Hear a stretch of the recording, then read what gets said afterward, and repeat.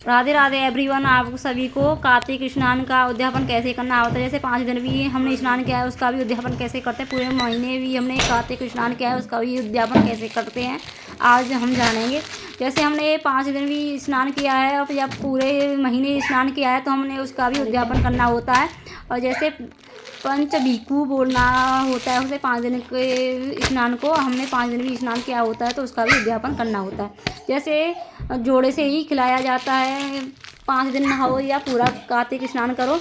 आप जैसे पंडितानी को भी खिला सकते हो तो आपको साड़ी और 5 कपड़े देने होते हैं। जैसे सूट भी दे सकते हो, आप सूट भी जो पहनता हो उसको सूट भी दे सकते हैं। 5 कपड़े होते हैं, 5 कपड़े भी देने होते हैं उसको हमने 5 का दान माना जाता है। और पंडित के लिए भी हमें ऐसे ही पूरे 5 कपड़े का भी उसको भी दान किया जाता है। हमने लेडीज के लिए 5 कपड़े जैसे स्टॉल भी हो गई, रूमाल भी हो गया, पेटीकोट भी हो गया और साड़ी के साथ ब्लाउज होता है। और ये ऐसे जेंट्स के लिए भी हमें करना होता है।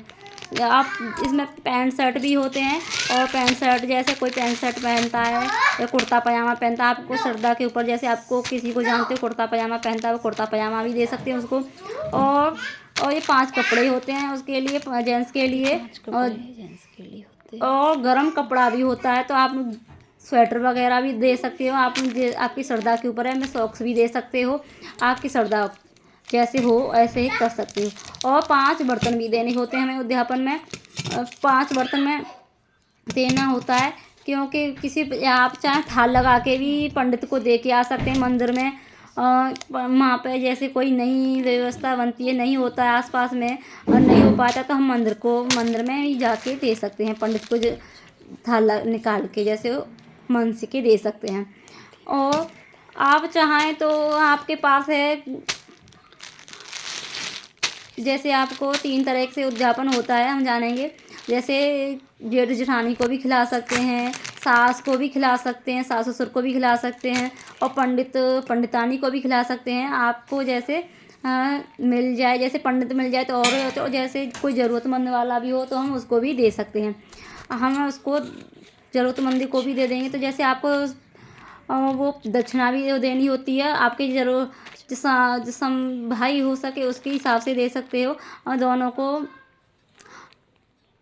दक्षिणा भी देना होता है।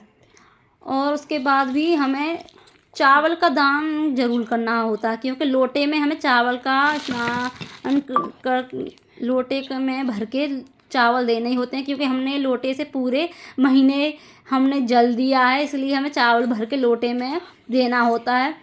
और शक्कर भी देनी होती है। जैसे हमने 5 दिन व्रत रखा है, 5 दिन व्रत रखा है, जैसे लास्ट में नमक वाला नहीं होता, फीका खाया है जैसे, और जैसे व्रत रखे हैं तो नमक नहीं खाते हैं तो हमें चीनी भी दान करनी होती है, आप चीनी भी दान करें।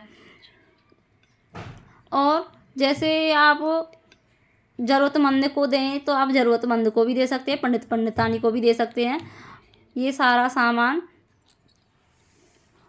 और हमें पूरे महीने में जैसे स्नान किया है उसके 1 दिन का आहार निकालना होता है तो हमने लोटे भर के चावल निकालें, 1 दिन पूरा आहार निकल जाए। और हमें बाल्टी भी मांसनी होती है, दान करनी होती है क्योंकि हमने पूरे महीने इसमें स्नान किया। जैसे कुएं में से हमने खींच के पानी से बाल्टी से ही स्नान किया है तो हमें बाल्टी भी स्नान किया है, या घर पे भी स्नान किया है तो हमने घर पे भी स्नान करना होता है तो बाल्टी से ही भर के पानी में हमने स्नान किया है तो हमें बाल्टी भी इस दान में देनी होती है। आप चाहे किसी को ज़रूरतमंद को भी दे सकते हो या किसी मंदिर में जाके दे सकते हो आप, या किसी पंडित पंडितानी को भी दे सकते हो। राधे राधे, जय श्री कृष्णा।